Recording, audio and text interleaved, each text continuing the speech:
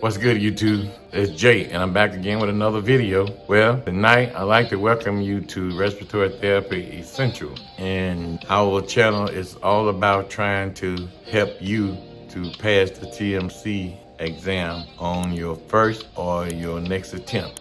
Now, we're getting into some deep water tonight because we're talking about one of the more complex subjects in respiratory therapy. However, we have made it easy for you so that you can absorb the information that you need for the TMC exam. We're only talking about 2 hemodynamic values, and we'll talk about the others in another video. So tonight we're talking about CVP, central venous pressure, and the PAP, pulmonary artery pressure. And if you grasp the concept of what's on this board, it will be enough so that when you put all of the parameters together, it will paint a picture so that you won't have no trouble on the exam. Well, without any further ado, let's do this.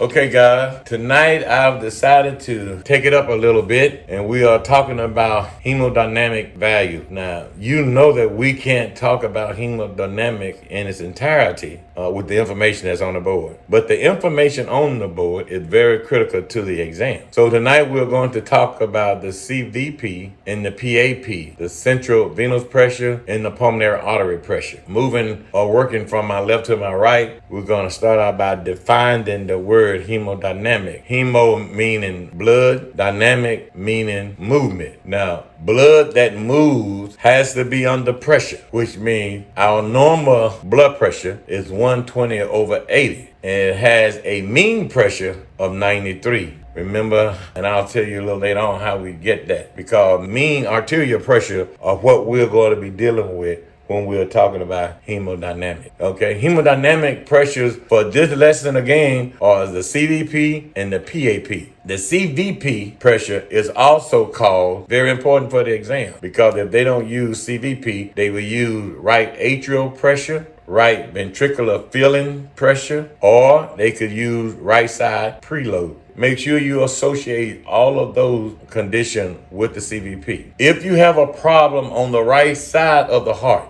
it's going to definitely be the CVP, and it also can be the PAP, but mainly the CVP, the central venous pressure. Put in your mind right now that if the problem is on the right side of the heart, it's CVP. It's a CVP problem. When the CVP is high, we call that hypervolemia or too much fluid. What do we do for patients with hypervolemia or have too much fluid? We diurese them, give them Lasix or something else. When the CVP is low, then we call that hypovolemia. Then the patient doesn't have enough fluid, which means they are dehydrated. For anybody who dehydrated, you got it. We give them fluid. You will see this on the exam. Now, the central venous pressure is a right heart problem, and some of those problems are right heart failure, tricuspid valve stenosis. Where's the tricuspid valve? On the right side. So you can associate that valve with a right heart problem or the CVP because it's on the right side. More importantly for the exam, the problem that you will probably see on the exam is going to be cor pulmonale or cor pulmonale, whichever way that you want to see it. But just remember that if the CVP is a right heart problem, and these are the conditions that you will see relating to right heart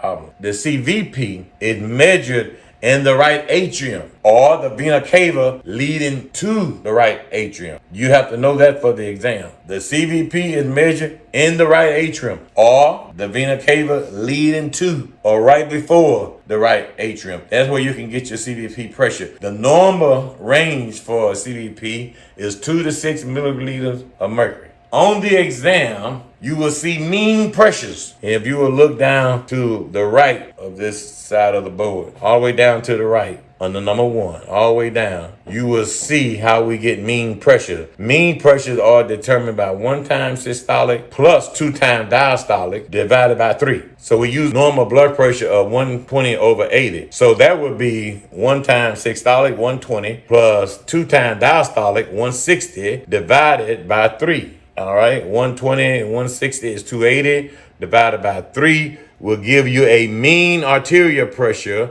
of 93. Now, let's talk about PAP, pulmonary artery pressure. Only the thing you need to know for the exam. The normal PAP is 25/8, or a mean arterial pressure of 13 to 15 range. Remember, for the exam, whenever you can target that middle number, like between 13 and 14, 13 and 15, you get 14. If you got a 14 for your answer on the test, always target that middle number. Now, this measurement is taken at the tip of the catheter, placed in the pulmonary artery with a transducer. We call it a pressure transducer. And the pressure transducer translates physical pressure into electronic number on the monitor so that we can read it to report it. The PAP, or the pulmonary artery pressure, is also called right heart failure, and it is also called right ventricular overload. Pulmonary artery pressure is normally high in COPD patients. I got a question.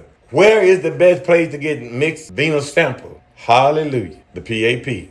That's where you can get mixed venous pressure.